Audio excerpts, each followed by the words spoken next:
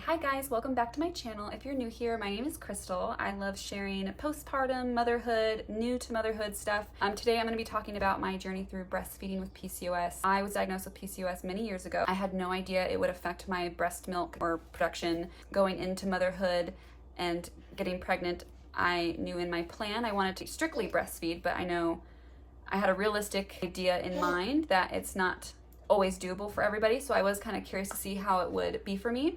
The nurses and doctors and lactation consultants were all very encouraging, and my milk production seemed to be pretty good, but it was definitely on the lower end. I wasn't an overproducer. I didn't have tons of milk coming out. I did end up having a clogged duct. I wanted to make sure I had a lot of milk, so I did like the lactation cookies. I did the mother's milk tea. I took supplements, the liquid gold. So I'll get into all that also in this video. Just, I already kind of went into it knowing that I would maybe need a little help. I wanted to make sure. But we did end up having to supplement anyways. So after all of that, we did supplement. So let's get into the video, and I'll go over everything from start to finish of what I did to keep my milk supply up. I'm sorry, she's right here. I'm trying to keep her occupied, but it's hard with a 9-month-old. I'm 9 months postpartum and still breastfeeding, still pumping. So first, in the beginning, I always breastfed as much as I possibly could. So I would breastfeed and then pump after. It was kind of a long journey where, things would happen like, painful nipples. So I would have to pump more because latching was too painful. So pumping has always been a part of the journey for me. I pumped constantly, even in the middle of the night, multiple times, especially during the early days when my nipples were just getting used to the breastfeeding. So I pumped constantly. Once my nipples kind of felt better, I started to breastfeed again, and then I would always breastfeed first so that she got as much as she could get out, because that's the best way to get the milk out, is by her learning also to breastfeed. And then after breastfeeding, I would pump and then give her whatever I pumped as well. And if she still seemed upset or hungry, I would then get her formula. So I just always wanted to make sure she was nice and full. Formula was definitely not something I researched before, because I just thought I was just going to breastfeed. I don't need formula, but it's always good to do your research, have some formula on hand just in case. I ended up going with the Nara Organics. Unfortunately, we no longer use them because there was just some recent unfortunate infant botulism. They had 3 cases, so we had to switch our formula.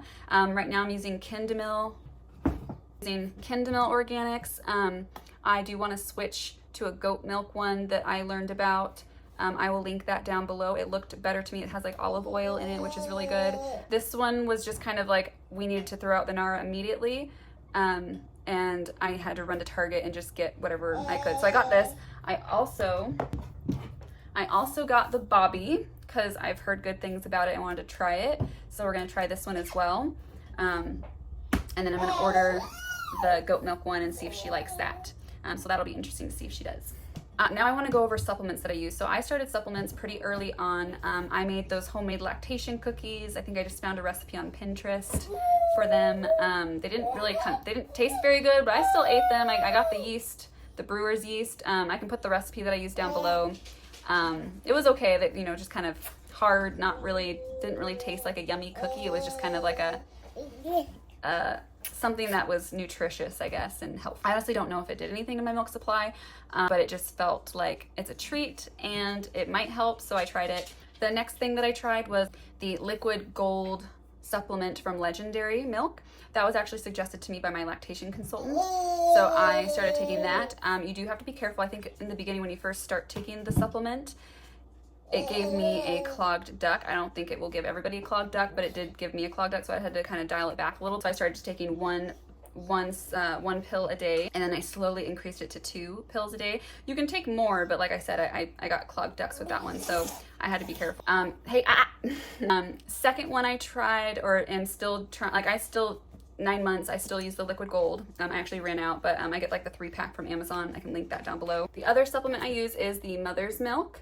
This has really helped. You can tell, like I can feel it My milk comes in very strong when I drink this. You do have to be careful. I was told that you're not supposed to drink this every day, but because I have such a low milk supply, the milk supply was so low. I've drinking this 3 days in a row, and then I'm kind of going to take a break for a day or two because it kind of felt like maybe it was getting hard, maybe like a clogged duct was coming, so I'm kind of going to take a break again. But this definitely helped. Like, it's not one of those, like, you know, mental things where you think, oh shit, where you think it's working. It actually does work, but it does have fenugreek in it, and I know some people don't do good with fenugreek, I don't know how you say it, fennel and fenugreek. So this is the one that I use, but it works for me. So if you want to try something, it doesn't have a good taste. So what I've done is I make like an iced tea out of it, and I mix it with somebody's angry. So I mix this with pineapple juice and coconut water, because that's also like a big, I think if you go on Pinterest, they have, I can also link a link to the Pinterest link that I use. There's so many different lactation drinks out there to stay hydrated, but like coconut water was like a big one. Coconut water, and then pineapple juice I think is just for taste, or I don't know, but it works, and it definitely helps you drink more, because I am not like a plain water drinker. Anything to get you more liquid and stay hydrated I think is great. So yeah, so make iced tea with this, mix it with pineapple juice and coconut water and ice, and it's really good. I like it. I just don't like it plain. It doesn't taste very good to me.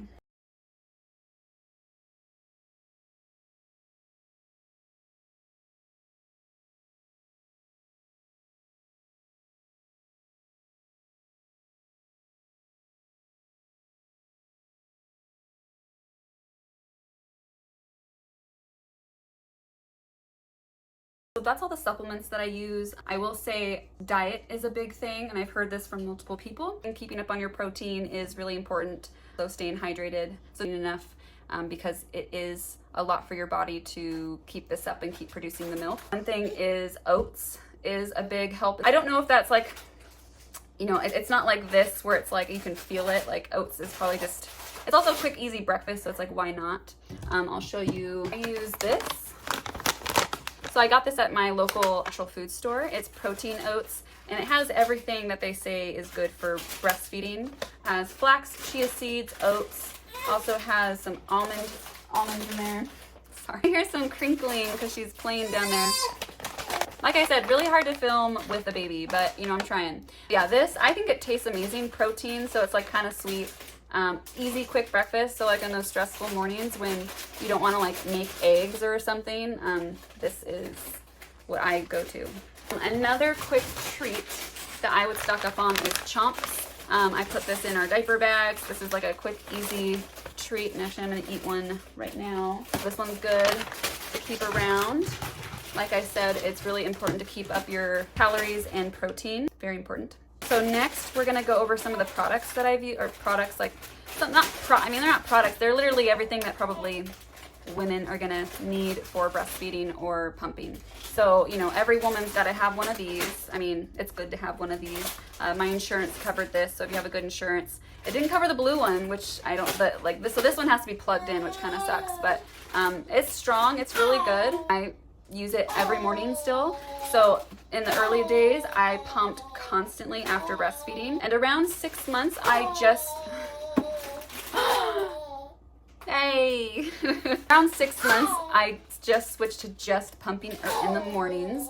So right when I wake up, I pump for 20 minutes, and I give her all of that milk. What are you doing down there? What are you doing? Playing with a little popcorn bag. So pumping, important to get a second set of pump parts.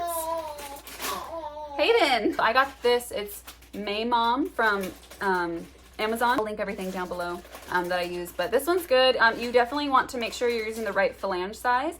I did not know that, because like the pump comes with, what came with, let's see, it came with this one, but I had to buy, but the phalange size was huge. So I didn't know that, and when I went to lactation, they're like, oh, you're using the wrong size for sure. So really important, you can go to a lactation consultant, and I'm pretty sure they're free. It's like covered by your insurance after, like postpartum, after you give birth, or just ask the nurses or something, but measure you. Mine is like a 15 mm, I believe. I could probably go up to a 16 now, because I think they can change size, and I think my nipples got a little bigger.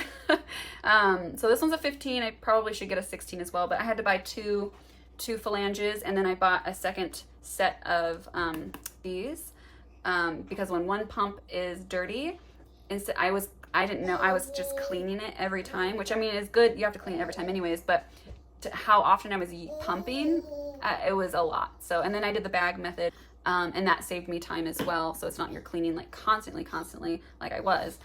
So the bag method, I don't know if you know, but you get the big Ziploc bags. You pump with the milk. You either store it or feed it to her, and then you rinse them out really well. You don't have to like fully clean them. Just rinse them out really well, and then you put them in the Ziploc baggie and store them in the fridge for 24 hours. But it's always good to have like that second set in case, you know, it was worth it. Next, I'm going to talk about, so this is what I would store my milk in the fridge. I know there's probably other ones that might be better for milk storage, but I got this. There's two of them. Here's the other one. I don't have the top, but here's the other one. These I got because these actually fit. Like I wanted everything to be glass. I was trying to stay away from so much plastic because I'm like a semi-crunchy mom, whatever. But so I got this, so this can actually fit, which is kind of nice. So it's the Kami. So that was kind of nice, but it's so heavy.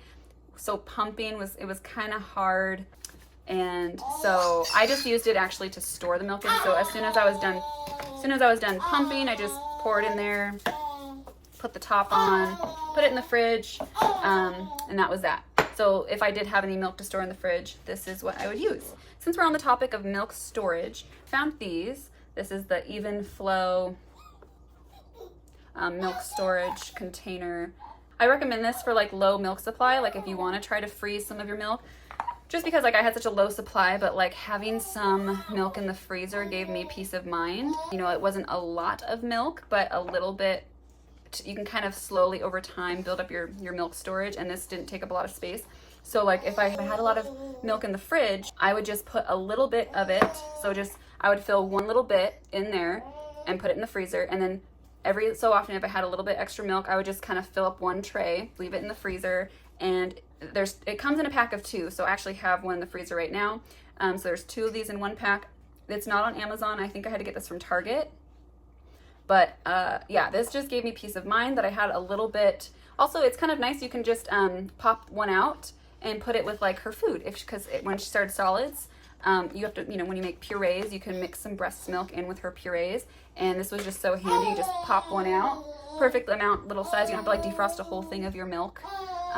So I really love this. I would totally recommend Even Flow. Also on that note, I have the Even Flow bottle. So this is the bottle that she uses. It passes that triangle test. I actually saw this on Instagram, a lactation consultant on Instagram that I follow.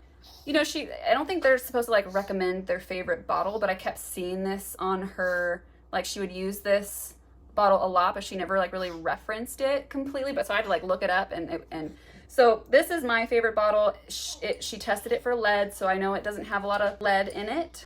I love the size. I love that it's glass. You can't get the glass version on Amazon. This is also just at Target. So I got 3 of these from Target, which, yeah. And I love that it looks like an actual nipple. I mean, so I just like that it looks like an actual nipple, so that babies don't get that nipple confusion. I just want to say thank you so much for watching today's video. I hope this helps some women with PCOS who are also struggling with milk supply. If I can answer any questions, you can definitely drop any questions down below in the comments. I hope you like and subscribe and come back next time. Bye guys.